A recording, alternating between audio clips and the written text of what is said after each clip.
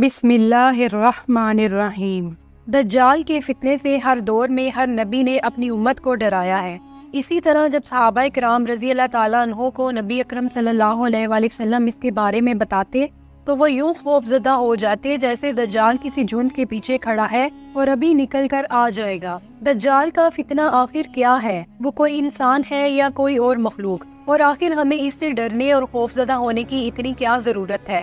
دجال کا آنا قیامت کی 10 بڑی نشانیوں میں سے ایک بڑی نشانی ہے جن کی پیش گوئی نبی کریم صلی اللہ علیہ وآلہ وسلم نے کی ہے۔ اس ویڈیو میں دجال کے بارے میں تمام سوالات کے جوابات قرآن و حدیث کی روشنی میں دینے کی کوشش کی گئی ہے۔ دجال کون ہے؟ کیا یہ پیدا ہو چکا ہے؟ اور یہ کس جگہ پر موجود ہے؟ یہ کب نکلے گا؟ اور اگر یہ دنیا میں آ گیا تو کیا فتنہ برپا کر دے گا؟ ویڈیو میں ان تمام باتوں کا تذکرہ کیا گیا ہے۔ ویڈیو بہت دلچسپ ہونے والی ہے، لہٰذا آپ سے گزارش ہے کہ آپ ویڈیو کو آخر تک دیکھیں۔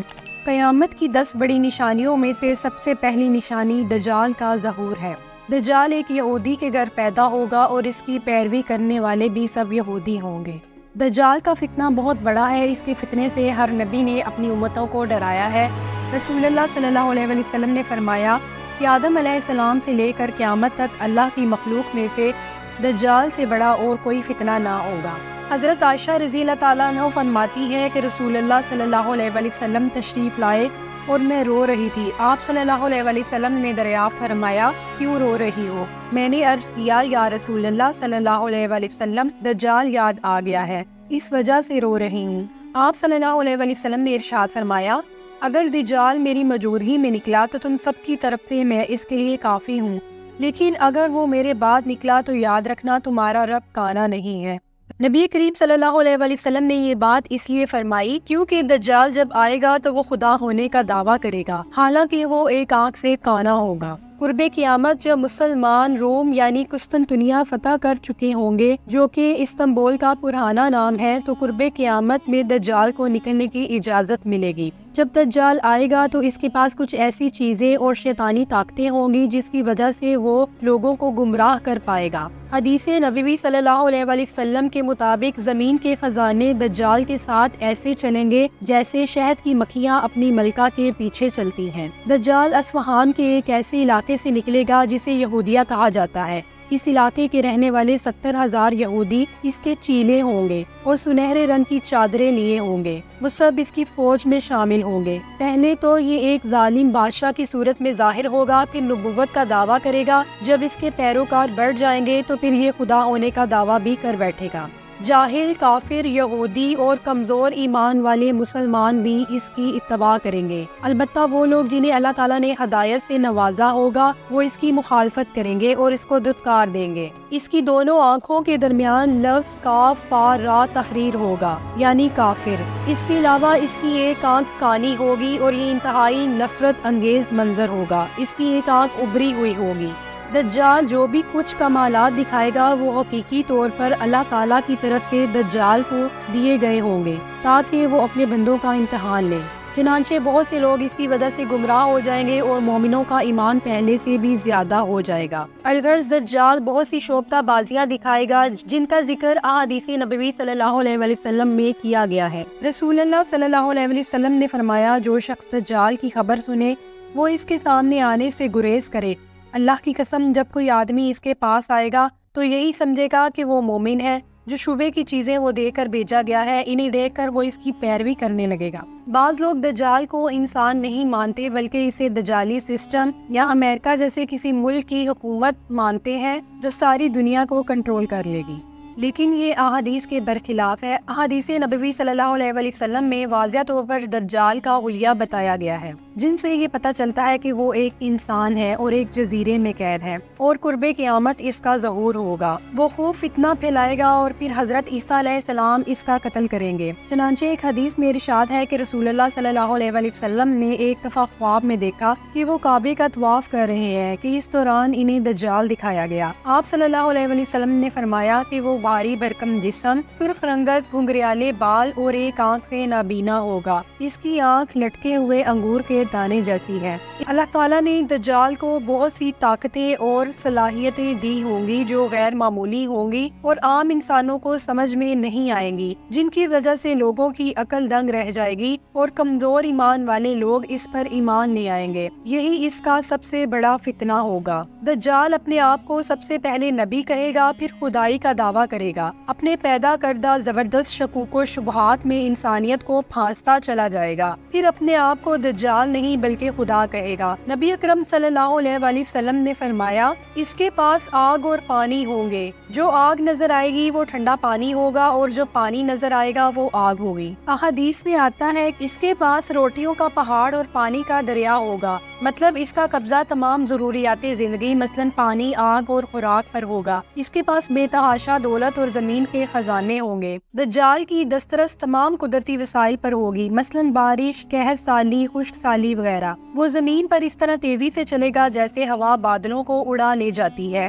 اس کی سواری ایک گدھا ہوگا جس کے کانوں کے درمیان 40 ہاتھوں کا فاصلہ ہوگا اور بعض روایات میں 60 ہاتھوں کا فاصلہ ہوگا۔ اس کے ساتھ ایک نقلی جنت اور دوزخ ہوگی۔ جو شخص اس پر ایمان لے آئے گا اس کو وہ جنت میں اور جو ایمان نہ لائے گا اس کو وہ دوزخ میں پھینک دے گا۔ اللہ تعالیٰ اس کے ساتھ شیاطین کو بھیجے گا جو لوگوں کے ساتھ باتیں کریں گے۔ وہ ایک بدو سے کہے گا، اگر میں تمہارے ماں باپ کو زندہ کر دوں تو کیا تم مجھے خدا مانو گے؟ بدو کہے گا ہاں۔ چنانچہ شیاطین بدو کے ماں باپ کی شکل اختیار کر کے اس کے سامنے آ جائیں گے اور کہیں گے، ہمارے بیٹے اس کا حکم مانو، یہ تمہارا خدا ہے۔ دجال کسی علاقے میں سے گزرے گا، اس علاقے کے لوگ دجال کی تکذیب کر دیں گے، بس اس کے نتیجے میں ان کا کوئی جانور نہیں بچے گا، سب ہلاک ہو جائیں گے۔ دوسرے علاقے سے گزرے گا جہاں کے لوگ اس کی تصدیق کریں گے، اس کے نتیجے میں دجال آسمان کو حکم دے گا اور وہ بارش برسانے لگے گا، زمین کو حکم دے گا تو زمین خوب غلہ اگانے لگے گی۔ ان ماننے والوں کے مویشی شام کو اس حال میں آئیں گے کہ وہ پہلے سے زیادہ بڑے اور فربا ہوں گے اور ان کی کوکھیں بھری ہوئی ہوں گی اور ان کے تھن دودھ سے بھرے ہوں گے۔ وہ اپنے نام ماننے والوں سے ان کا سارا مال و متاع چھین لے گا، اپنے ماننے والوں کو دنیا کا ظاہری مال و متاع پھونک دے گا، ایک نوجوان کو مار کر زندہ کر دے گا۔ دجال پیدائشی اندھے اور کوڑی کو تندرست اور مردے کو زندہ کر دے گا۔ اس کی مدد شیاطین کریں گے، وہ مردہ لوگوں کی شکل میں بھی ظاہر ہوں گے اور لوگوں سے گفتگو کریں گے۔ دجال کا فتنہ عالمگیر ہوگا، وہ پوری دنیا میں تیزی سے پھرے گا مگر مدینے میں داخل ہونا اس کے لیے ممنوع ہوگا۔ وہ مدینے کے قریب کسی بنجر علاقے میں خیمہ زن ہوگا۔ اس دن مدینے سے ایک بہترین نیک آدمی اس کے پاس آئے گا اور کہے گا کہ میں تصدیق کرتا ہوں تم وہی دجال ہو جس کا حلیہ ہمیں اللہ کے نبی صلی اللہ علیہ وآلہ وسلم نے بتایا تھا۔ اس پر دجال لوگوں سے کہے گا کہ اگر میں اسے قتل کر دوں اور پھر زندہ کر دوں تو کیا تمہیں میرے دعوے میں کوئی شبہ رہے گا کہ میں خدا ہوں؟ وہ کہیں گے کہ نہیں۔ پھر دجال اسے قتل کر دے گا اور پھر دوبارہ زندہ کر دے گا۔ وہ آدمی کہے گا کہ اب میں تمہاری حقیقت کو پہلے سے زیادہ بہتر جان گیا ہوں کہ تم واقعی دجال ہو۔ دجال کہے گا میں اسے قتل کرنا چاہتا ہوں لیکن وہ دوبارہ ایسا نہیں کر سکے گا۔ اس سے پتہ چلتا ہے کہ زندگی اور موت پر اس کا اختیار محدود ہوگا کیونکہ وہ اس مومن کو دوبارہ نہیں مار سکے گا۔ دجال کا خروج خراسان سے ہوگا۔ خراسان افغانستان اور ایران کے علاقے کو کہا جاتا ہے۔ اس کی پیروی کرنے والے 70,000 یہودی اس کی فوج میں ہوں گے۔ وہ آندھی کی طرح چلے گا اور مکہ، مدینہ اور بیت المقدس کے علاوہ ساری زمین میں گھومے پھرے گا۔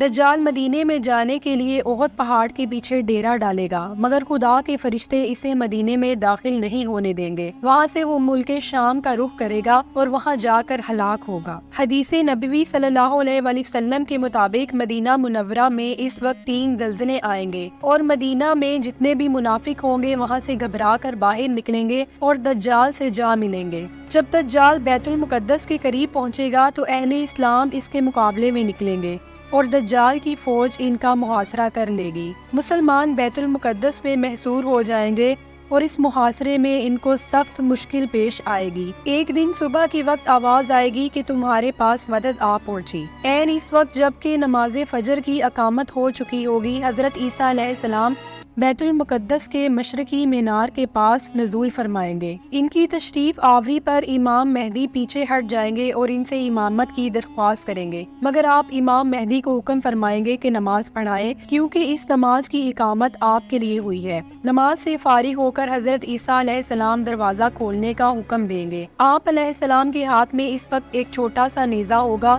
دجال آپ کو دیکھتے ہی اس طرح پگھلنے لگے گا جس طرح پانی میں نمک پگھل جاتا ہے۔ آپ علیہ السلام اسے فرمائیں گے کہ اللہ تعالیٰ نے میری ایک ضرب تیرے لیے لکھ رکھی ہے جس سے تو بچ نہیں سکتا۔ دجال بھاگنے لگے گا مگر آپ اسے باب لط کے پاس پا لیں گے اور نیزے سے اس کو ہلاک کر دیں گے۔ اس وقت مسلمانوں اور دجال کی فوج میں مقابلہ ہوگا۔ دجال کی فوج چھپنے کے لیے باغ کھڑی ہوگی اور اس وقت ہر پتھر اور ہر درخت پکار اٹھے گا کہ اے مومن، یہ یہودی میرے پیچھے چھپا ہوا ہے، اس کو قتل کر، سوائے گرکت کے درخت کے۔ گرکت کا درخت اسرائیل کا قومی درخت ہے اور وہ اسے مقدس مانتے ہیں۔ صحابہ کرام نے رسول اللہ صلی اللہ علیہ وآلہ وسلم سے سوال کیا کہ دجال کتنی مدت تک زمین میں رہے گا؟ آپ صلی اللہ علیہ وآلہ وسلم نے ارشاد فرمایا کہ 40 روز، جن میں سے پہلا دن 1 سال کے برابر ہوگا، دوسرا دن 1 مہینے کے برابر ہوگا اور تیسرا دن 1 ہفتے کے برابر ہوگا، اور اس کے بعد 37 دن تمہارے عام دن رات کے برابر ہوں گے۔ صحابہ نے عرض کیا، یا رسول اللہ صلی اللہ علیہ وآلہ وسلم، پہلا دن جو سال کے برابر ہوگا اس میں ایک دن کی 5 نمازیں کافی ہوں گی؟ آپ صلی اللہ علیہ وسلم نے ارشاد فرمایا کہ نہیں، اپنے دن رات کا اندازہ کر کے سال بھر کی نمازیں پڑھنا ہوں گی۔ اب سوال یہ پیدا ہوتا ہے کہ دجال اس وقت کہاں پر موجود ہے؟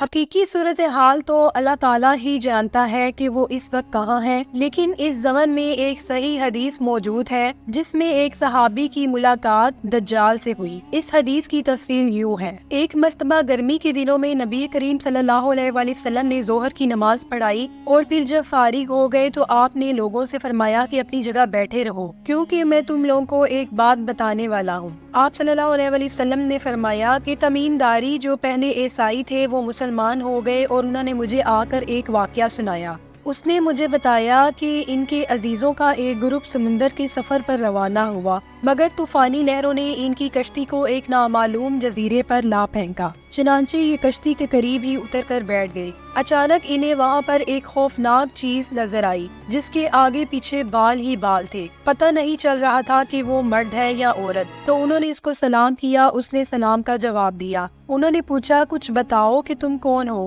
اس نے کہا، مجھے کچھ نہ پوچھنا نہ بتانا، البتہ اس جزیرے کے کمرے میں ایک شخص ہے جو تمہارے شوق کی خبریں دے گا۔ انہوں نے پوچھا کہ تم کون ہو؟ اس نے کہا، میں جساسہ ہوں۔ جساسہ اسے اس لیے کہا گیا کیونکہ یہ دجال کے لیے جاسوسی کرنے والی تھی۔ چنانچہ یہ لوگ اس کے پیچھے اس کمرے میں گئے، وہاں پر انہوں نے ایک شخص کو زنجیروں میں جکڑا ہوا پایا۔ انہوں نے اس کو سلام کیا، اس نے جواب دیا اور پوچھا، تم لوگ کون ہو؟ انہوں نے کہا کہ ہم عرب سے آئے ہیں۔ اس نے پوچھا کہ عرب کا کیا بنا، ان کا نبی نکل آیا؟ انہوں نے کہا ہاں۔ پھر اس نے سوال کیا کہ عربوں نے کیا کیا؟ انہوں نے جواب دیا کہ عرب ان پر ایمان لے آئے ہیں اور ان کی تصدیق کی ہے کہ وہ سچے نبی ہیں۔ اس نے کہا کہ یہ ان کے لیے بہتر ہے۔ پھر اس نے سوال کیا کہ امان اور بیسان کے درمیان واقع کھجور کے درخت کیسے ہیں، اس پر پھل آتے ہیں یا نہیں؟ صحابی نے جواب دیا کہ ہاں، وہ درخت ہر سال پھل دے رہے ہیں۔ پھر اس نے پوچھا کہ نہر تبریہ کا کیا بنا؟ صحابی نے جواب دیا کہ وہ پانی سے بھری ہوئی ہے۔ یہ سن کر اس نے کہا کہ جلد ہی مجھے یہاں سے نکلنے کی اجازت مل جائے گی، اور جب میں اس جگہ سے نکلوں گا تو دنیا کا کوئی علاقہ نہ چھوڑوں گا جس میں میں نہ جاؤں، سوائے مکہ اور طیبہ کے۔ ان پر میرا کوئی زور نہیں چلے گا۔ نبی کریم صلی اللہ علیہ وآلہ وسلم نے یہ حدیث سنانے کے بعد کہا کہ یہ دجال ہے جس کے بارے میں میں تمہیں بتایا کرتا ہوں۔ پھر نبی کریم صلی اللہ علیہ وآلہ وسلم نے فرمایا کہ سنو، دجال شام کے دریا میں ہے یا یمن کے دریا میں ہے؟ نہیں، بلکہ مشرق کی جانب ہے۔ اور پھر اپنے ہاتھ سے آپ صلی اللہ علیہ وآلہ وسلم نے مشرق کی جانب اشارہ کیا۔ دجال کہاں پر ہے حتمی طور پر کچھ نہیں کہا جا سکتا، لیکن اس بات میں کسی کو شک و شبہ نہیں ہونا چاہیے کہ دجال اس وقت اس دنیا میں موجود ہے اور وقت مقررہ پر نکلے گا۔ نبی کریم صلی اللہ علیہ وآلہ وسلم نے ارشاد فرمایا کہ جو کوئی سورۃ کہف کی پہلی 10 آیات ہر جمعے کے روز پڑھے گا وہ دجال کے فتنے سے محفوظ رہے گا۔ اللہ تعالیٰ سے دعا ہے کہ وہ ہر مسلمان کو اس دجال کے فتنے سے محفوظ رکھے۔